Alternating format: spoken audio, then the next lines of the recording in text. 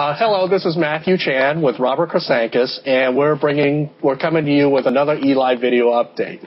And just prior to us on this little segment, we just got done preparing a reel of bloopers and bleepers in trying to get started. So that's why we're sort of like all goofy starting this video update. So there you go. So Robert, we just completed the last segment, and we're going to tackle a whole new segment that's unrelated to the last one, and just to make our listeners' life a little bit easier. And prior to us recording this, you and I talked about what would be some interesting topics to talk about. So the first one I want to tackle, let's get the small stuff out of the way, if that's okay with you. The first one I want to talk about is let's talk about Photo Attorney by Carolyn Wright's law firm. What do you want to say about that, Robert? Well, obviously the latest trend with Carolyn Wright and photoattorney.com is, 2 years ago, she was, pretty much on her own. And we've gotten one letter, which was the infamous $9,000 for one image, letter. Now it appears that, this is just a guess on my part, but apparently she's making some pretty good money because now she's got apparently a whole staff of attorneys, relatively new attorneys that now send out letters on her behalf, which we have been seeing. So it's definitely a lucrative business, and it doesn't seem to be going anywhere. Well, it's sort of interesting. It's unclear to me whether or not she's actually hiring the lawyers in terms of putting them as employees, or if they're in fact independent contractors. Two of those lawyers, one of them is Cindy Hsu. She used to work for Coca-Cola. She's Georgia-based, like I am. The other guy, I believe his name is Andrew, I forget, but he's also in Georgia. And Leslie, she's also fairly new. I do remember her. I think she was listed as a staff member or something, and she only recently became a lawyer. And interestingly, it's from the state of California. Now, Carolyn, she's licensed in 3 different states, I believe. Don't ask me the state. It's probably somewhere in the ELI forums. Nevada, for sure, is one of them. I think she works out of Arizona or Nevada, one or the other. She has an office there. Mm-hmm. She's growing. She's getting her, and that's a good point. I don't know if they're subcontractors or if they're actually on her payroll or, how that whole thing works. But she's definitely, spreading it out and covering more area. Well, up until recently, Timothy McCormick's extortion letter was the king of the hill in terms of what I consider the most extortionate extortion letter there was, in that it has very, very heavy language, very heavy-handed. And, of course, Timothy McCormick, we're going to get onto it in the next little segment, but I would say that the Photo Attorney letter is probably the heaviest one to date right now. Oh, yeah. The language in her letters, per se, may not be as over the top as McCormick's, but the amounts, completely make up for that, and just, it's amazing to me, how they can demand these types of, it's amazing. I can't get over it. Well, the latest one by Cindy Hsu was for 4 images for, how much was that? 37,000 or some 35, 37. It was, I've seen them out. Oh, it was crazy. It was crazy. Yeah, so we're starting to see people hit that $10,000 per image mark. I mean, it's the craziest thing you ever will see. Which makes Getty look not so bad in my eyes. It sure does. When you think about it, when you look at it in terms of money, the amount it's over the top. Well, one of the things I've noticed that the people who do receive the Photo Attorney letters, because of these crazy amounts, it's almost a shoo-in. They're going to hire Oscar. I mean, so indirectly they're sending more business his way. Sure, absolutely. Yeah, and we've done a fair amount of reporting on her, on her and her firm, and her lawyers, and I think that's just going to drive more people, to the ELI site. Right. Okay. Well, let's move on to the other thing. Now that we've talked about the photo attorney, one of the things that Robert and I have noticed, even Oscar, is that some of the extortion letters it's hard to call them extortion letters anymore. They're more like notification letters. I have to tell you, it's very sanitized. It's very short. What do you think, Robert, about seeing these letters? They're very short. They don't say I think much. a lot of that I think a lot of that has to do with, the heat that, Timothy McCormick in particular, has been getting, through the ELI forums, which has, obviously gotten back to Getty. And I think Getty has probably approached him and said, you need to do something here. Because there have been, as we know, and it's, there have been complaints to the Bar Association. There have been complaints to the Attorney General. So I can't blame him for cleaning up his letters, as it were. However, I have some problems with even the clean letter. Well, all right. Well, tell me about it. Tell me what you're thinking of. What's your problems with the clean letters? Well, it's, obviously it's been sanitized. The language is much better than it was. However, you can't send out a letter demanding X amount of money and not back it up with something. They don't reference the image. They don't, the Getty letters used to have a picture of the image, a screen capture of the image. Mm-hmm. This latest letter that we've seen, no picture of the image, no image number, no copyright registration information, which is normal. That's always been the case. They never supply that. They like to hold that to themselves, probably because it doesn't exist. But how can they expect someone to just cut him a check based on the fact that they get a letter stating this? The other thing that gets me is, in the letter it states, Getty Images has notified you of this infringement. You chose to do nothing. How do we know that Getty Images has done this? Was it sent certified mail? Is there a signature saying that the recipient actually got the original Getty letter? Maybe the recipient has moved. Maybe they may not know anything about this. I mean, this may be the first contact. So, a lot of that just doesn't sit well with me. Okay. That's where I'm at on it. Well, and one of the things that we're going to actually talk on the next topic on Glen, Carner, Hawaiian Art Network is the fact of the matter is, no matter how much you sanitize those letters, it's all a warm-up to what's coming next. And what's coming up next is you're going to be coughing up. They expect you to cough up some serious money. Okay, we're not even talking about a reasonable amount here. If it's a reasonable amount, a lot of people will pay it just because of the nuisance factor.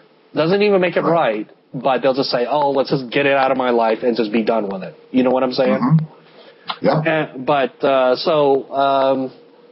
What can I tell you? I mean, the sanitized letter does allow them to not have to suffer these state bar complaints and attorney general complaints that we have been promoting, to be honest with you, because they don't listen. They don't listen, so guess what? You got to do what you got to do. Well, if I was knowing what I know now and seeing how things have progressed, if I was to get a letter from Timothy McCormick, the short sanitized version, I would, if I didn't hire Oscar, I would promptly respond to him saying, supply me this, that, and the other thing, and then we'll talk. If you keep harassing me without supplying me that stuff, I may be forced into submitting a complaint. I just may have to do that. Well, that's just me. That's how I operate. Should we tell our audience that you have been in contact with the Attorney General's office a couple times? Sure. Yes, I have spoken to them, and they supplied me with the complaints that McCormick has received. Yeah. I am now waiting to get back paperwork on Getty Images.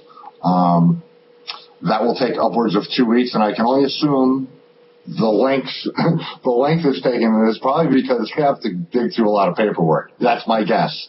Or they just may have a lot of requests in general about businesses. Exactly. It's hard to say. Hard to say until. Yeah, it is hard to say, but I will be chomping at the bit for the next 2 weeks, to see what's in this latest one. And on another topic, I also do have a call into the Hawaii Attorney General's office as well. Gee, I wonder why. We'll get to that next.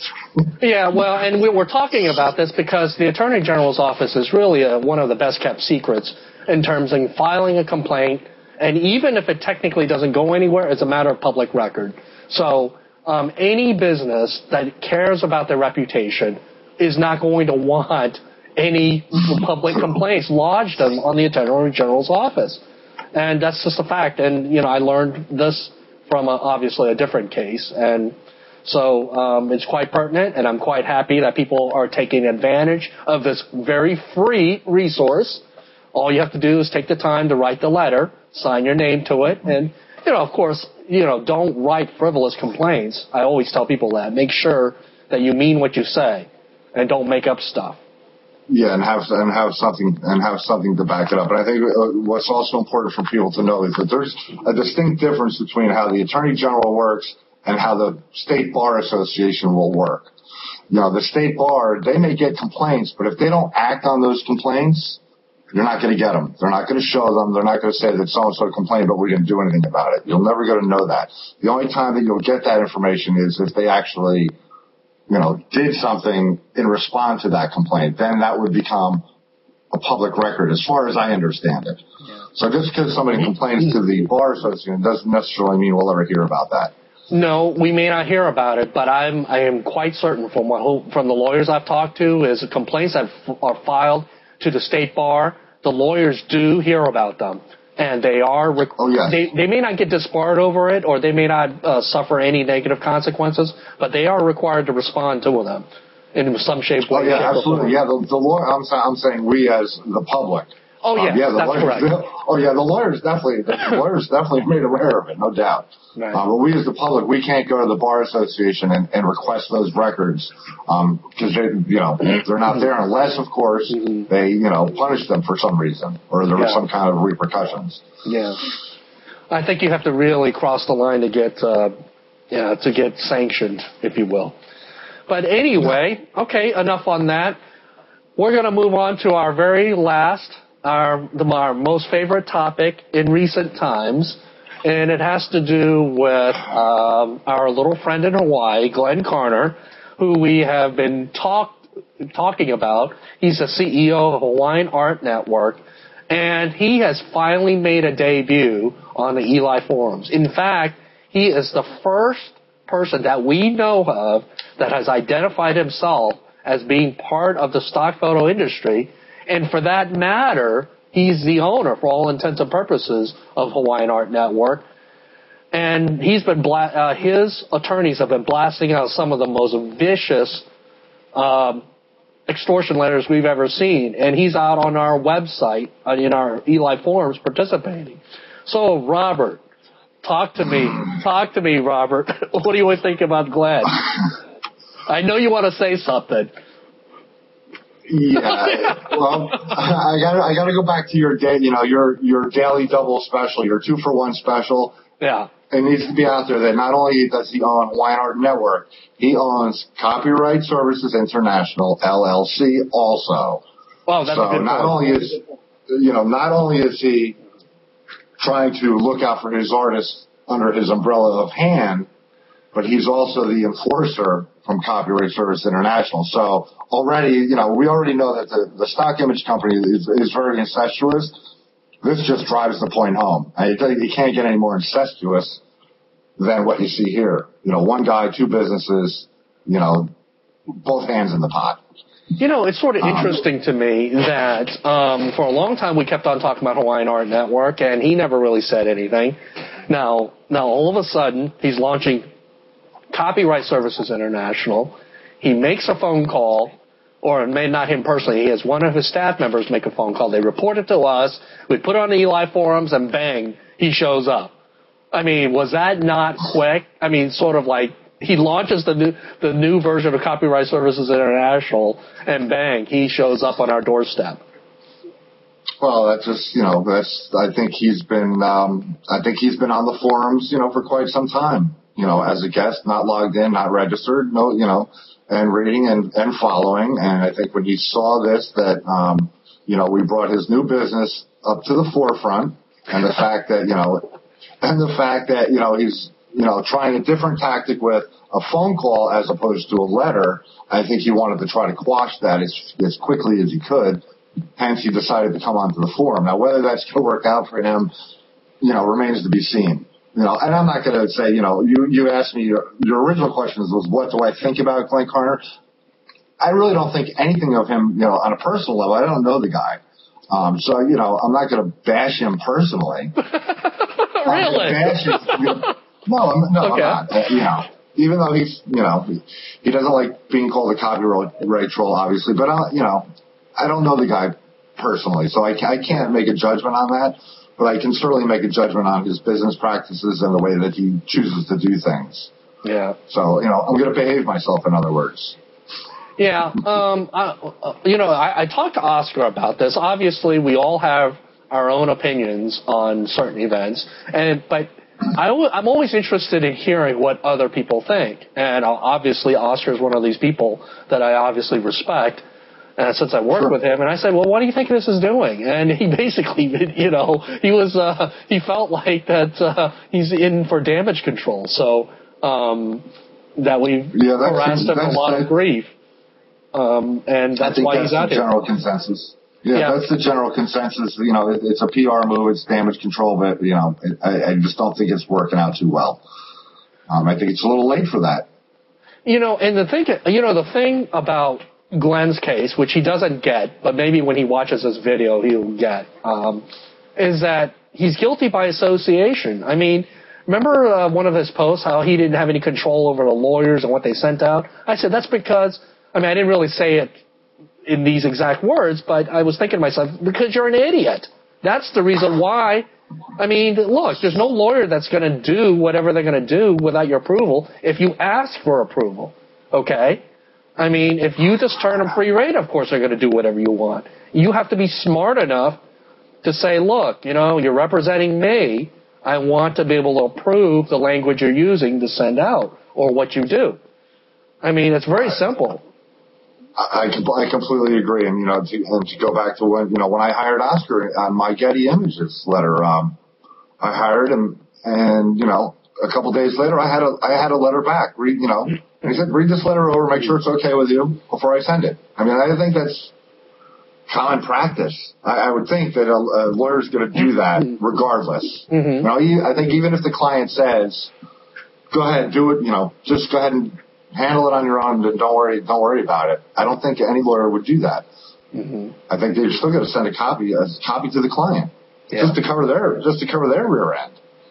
Now, one of the things that our longtime readers will know is that Glen has a habit of using these lawyers that are just they're sort of laughable when you look it up. They're just, I don't know what to tell you. What do you want to say, Robert? Well, don't make me have to say everything. I'll let you be the. And it's not all the lawyers. And again, the way I look at it, and this is just my take on it, they're guilty by association. Mm-hmm. Glen has come on and says, that we constantly beat up these lawyers, and it's not the lawyer's fault. I don't see it that way. I agree. It's the lawyer chose to take on the case without doing any research whatsoever. They know what they're doing. They're lawyers. They should be smart. I would think. They should know that in actuality, if one of these cases were to go to court, that a judge is not going to award those kind of damages or those kind of rewards. In most cases, they might get $200, which has been widely stated. Mm-hmm. So, the way I look at it is, what? If they want to jump in the fray and jump in the ring with, Glen Carner and the rest of them, then we're going to call them out on it. It's not like we're just going through the yellow pages and picking names of IP attorneys. They all get equal billing. If we get their letter, we see their letter, we tell it like it is. It's not my fault that some of them have been admitted to the bar less than a year. I don't have control over that. And they're not all like that. Some of them, granted, some of them do have more experience and are supposedly well respected. Well, a lot of these people never expected that their letters would ever show up on the internet. It's like become a regular thing. I mean, and Oscar has told me that he teaches his students, don't take on a case and don't write any letters that you cannot stand by if it were to be in the public eye. I mean, right. And so he's a law professor and he teaches his students that. And some of these people, I'm just thinking, where are their heads at? But I guess they just figured people are not going to publicize. They're not going to complain. They're just going to cower in fear, and that's just not true. Well, I think that's what they're banking on, and I think the whole, the whole Hawaiian Art Network setup, as it were, does exactly that. It preys on people's fears. Now it's a phone call. You get a phone call, which is, is designed to instill some sort of fear in people, regardless of how nice and polite and professional the person is. They're asking for money, So that's the first thing. And if you don't pay up, it's going to get escalated, and they're going to play on your fears in another fashion, and it just keeps going. The train just keeps going, down the track. It seems sort of interesting to me that he's so concerned. I don't know if it's just because of the beatings that he's been having, or it's just because that this is a very new venture and he's trying to do something interesting. I don't know what to make of him. I know a lot of you guys don't think he's out all that courageous. Maybe I used the wrong word. But, I'm actually in the minority in using that word for him, for coming in the ELI forum. They just think he's probably desperate, or he's just bold enough, however you want to call it, to come on the ELI forums and do his thing. So, what do you think? What do you want him to do? Do you want him to stay? Do you want him to go? He certainly has lit the forums up a lot. Every time he responds, there's like quite a number of people that pile on, including me, to respond. Well, I think, he is brave in a certain sense to come onto the forums. I see it being as more of a desperate move. And whether he stays or goes, I personally don't care if he stays or goes. I really don't. What I want to see is change. Now, whether he changes and stays on the forum, or if he changes his ways and he's not on the forum, that's the bottom line to me. I want to see change. So you can come on the forum as much as you want. There's more sanitization on these letters. They're a lot shorter. Isn't that good enough change for you? They need. You know what? I'm not going to sit here and say exactly how I want him to change. He needs to figure that out on his own. But there's answers. There's solutions to this, and you don't have to look far to find them. But I'm not willing to give up. Okay. I'm not willing to give him that for free. So I don't care. If he stays, great. If he can take it. If he leaves, it doesn't matter, because I'm going to keep doing my thing, and trying to help the ELI community and educate people, and so it doesn't matter to me one way or the other. I'll find someone else to pick on. Well, because of you're doing this because of the salary you get paid by ELI, right? I think I might have to demand a raise at some point here, because this is, I spend a good amount of time not just on the forums, but as making phone calls. I may double your salary. Although 2 times 0 is still 0. Still 0. It's still a big 0. So. I do spend a good amount of time doing research and whatnot. Yes, you do. Making phone calls. I've reached out to people that have gotten letters that that you're not even aware of. I do some behind the scenes stuff that nobody even knows about. Well, I already know if I ever decide to get out of ELI, if I need to pass it along, pass it along to somebody else, I have a pretty safe bet that I know where this is going to, in case I get hit by a truck, tomorrow or something like that. I guess it's safe to say you'll be picking up the lead. I'll gladly pick it up. But hopefully at some point we're going to reach a tipping point that's been mentioned, and, and things will start to change. Well, I don't see it happening. I don't see it happening in the very near future. Well, you keep pumping out thousands of letters, pissing people off around the world. I mean, I gotta believe this isn't good for your business. In the beginning, yes, it's pretty small, but how long can you keep going and going? I just believe that you're gonna piss off enough people along the way, and they're gonna hit the wrong person, and they're gonna do some things that we haven't done.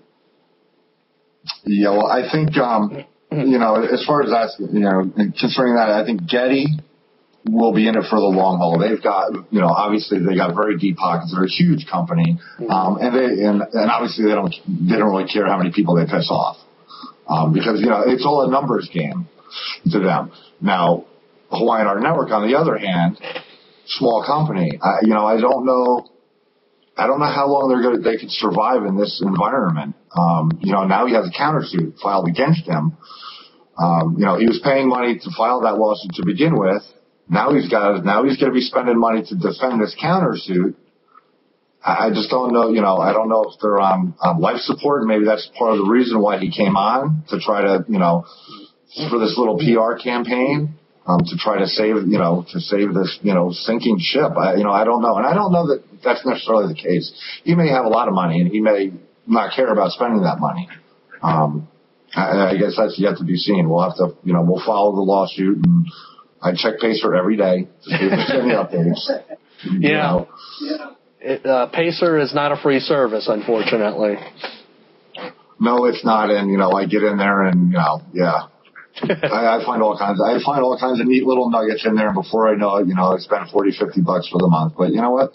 It's for a good cause. So it's all good. I've racked up a little Pacer bill myself. So yeah. Okay. Well, Robert, I appreciate your time on this ELI video update. It's been a long time since we've provided an ELI update. It's been even longer since you've come on camera. So I appreciate that you're lending your name and face and presence to the cause. And we welcome our users to come on to the forums and keep in touch with us and join in with the festivities and see if we can't make a difference here. Yeah, absolutely. And share your letters. Be a voice and jump on the bandwagon and make change happen. That's how it's going to happen. Right. It's not going to happen. It's not going to happen on its own. We have a worldwide platform, and so whatever you post is read by many, many people. So don't think that one post doesn't make a difference. One post gets read by many, many people. So we encourage you to come on post, submit your documents. People will read your stuff. I can assure you of that. Absolutely. All right. Thank you. And we'll see you all next time. All right. We'll talk to you soon, Matt.